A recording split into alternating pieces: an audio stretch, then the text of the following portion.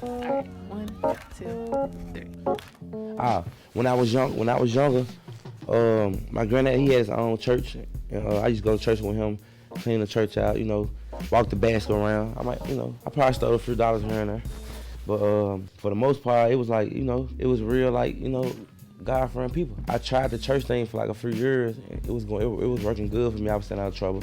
I go to church, they take me on field trips, all type of shit. But one day I went in the church and I had saw the pastor having sex with another man's wife, and I stopped going to church ever since. I named my album because the church on Sunday, because it's like everything the person go through. Like you got everybody in the church. For example, you got the pastor. He preaching at the church. He having sex with people's wives. You got the dope boys go to church.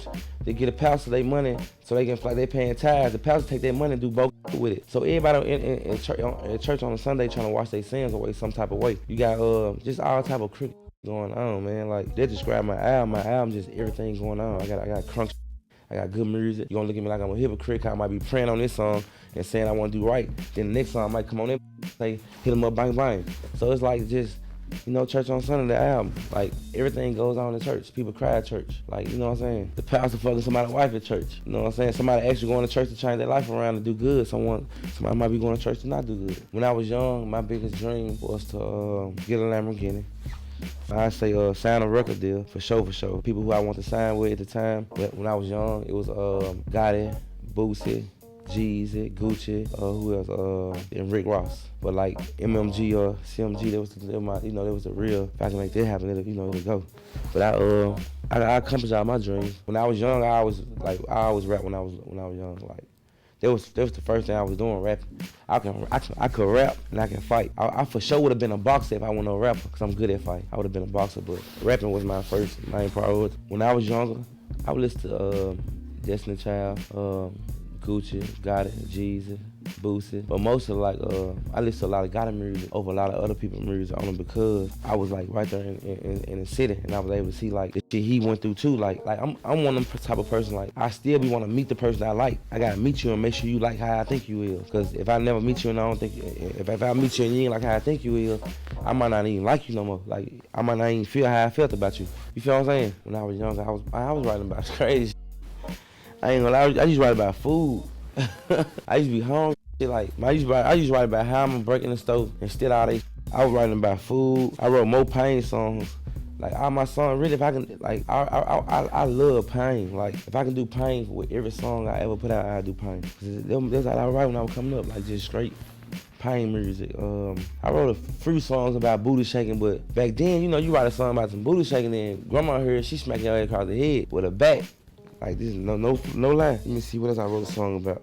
I used to write about robbing, and I robbed somebody for one time. I ain't really been no rob. I ain't no real robber like that. So it was like I used to be lying when I used to about to rob. I like taking.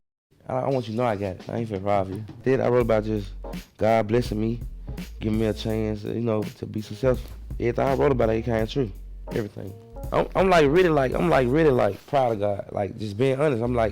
I'm really not lying. Like everything I ever wanted and thought about I wanted, or at this situation, like with life, like it happened for me. Like I can't think of nothing I dreamed about that I didn't do or I ain't gonna do. Hell yeah. Like sometimes, like with me, I'm one of them dudes. Like I'm gonna brag about it and talk about it until it happens. Cause if I'm gonna make it happen for me. You get what I'm saying? So it's kind of like some people be scared to speak on certain things because they feel like it'll never happen. If you wake up and say, "Man, I'm gonna be a millionaire." Every time you wake up, just wake up. I'm gonna be a millionaire. Just make sure you take your time and stretch your leg, do your exercise, do your yoga. I do yoga now. You know what I'm saying? Only because that's what millionaires do. So I always said when I become a millionaire, I want to do yoga. They not really working out like that. They just chill and get high, smoke weed, and do yoga. Woosah. Just shot on the ops. So what? Straight up. You know what I'm saying? Like, really just anything got something to do with the opposition. So what? They don't like us, so what? We don't get no so what? I'm looking for a lady. Man, it's been so crazy because like when I first did it, I didn't think my reach was so far. So I was just talking outside my neck. Like you said, you talk about something to come true.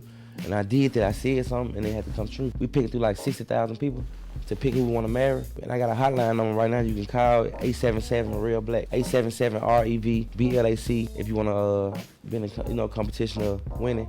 and you can leave a voice message. If I don't answer, that man on the phone with another caller talking to them about their wedding or whatever. Like, so you probably want to call back again or leave a message. Cause we checking every voice message. But it's like, I promised that once, so I gotta give them that for sure.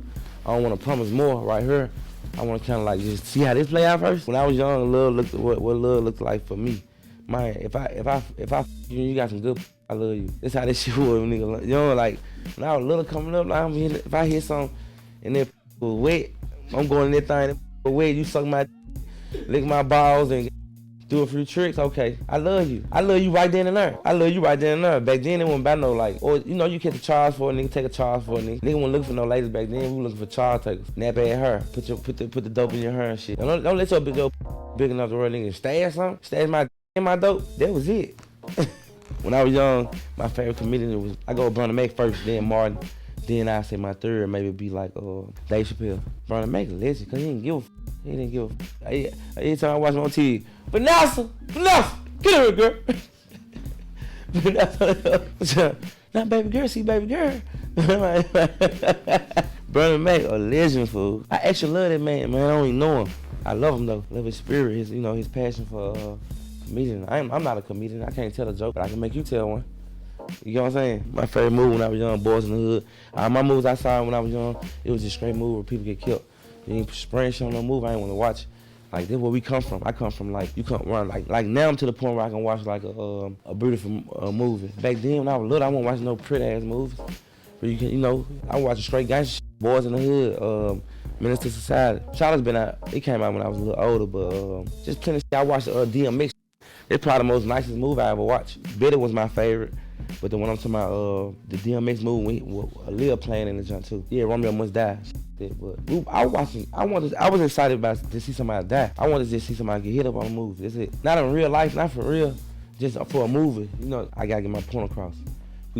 I ain't gonna let nobody. I'm gonna overtalk whoever. I'm good at overtalking. Aries like that. All Aries like that. Like they just good at overtalking. Real Aries, they true to themselves now. Like they never. I don't doubt myself. The thing is, people doubt me. When I was little, my favorite place to travel to that I wanted to travel to was New York. I want to move to New York. I want New York to be my home. Like I ain't saying it because I'm in New York. I just wanted New York to be my home when I was little. When I was coming up, it was just my dream. Like I said, I want a big ass house in New York, nigga. Walking around all day. You know what I'm saying? All my family members here. But once I came to New York, I got older. I realized how cold it was. I realized how much property cost. With it being so like tight together, it don't make sense to me. They still got cheap land up here. You can build something on, but it's in the hood. So don't you build some nice, they gonna tear it down anyway or break in it. But New York was the place for me.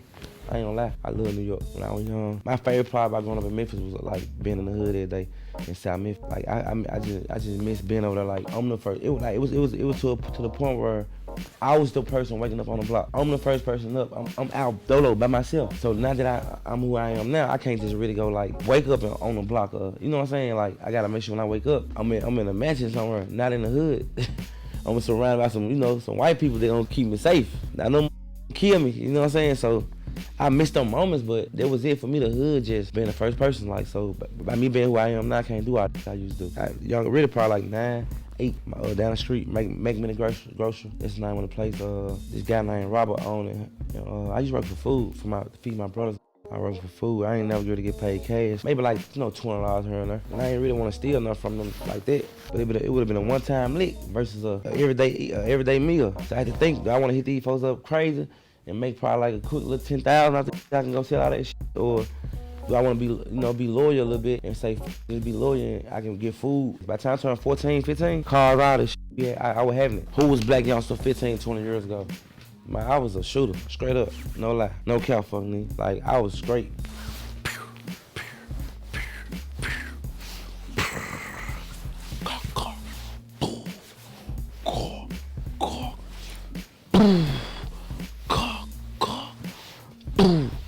Hey, bro, throw me the tick.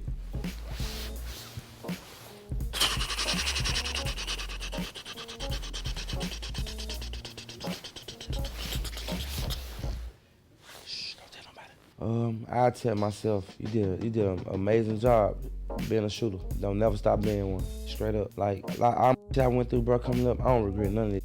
I don't regret the good or the bad. I look at it like I want to be who I am today. So one thing I probably would tell myself, I probably would have told myself like, when you realize I'm with you for real, don't push yourself on to that person. Like me, back in the day, I used to like when certain people like just throw me left field, I want like, what the fuck with something? I just make excuses for people like, oh no, he just mad today, bro.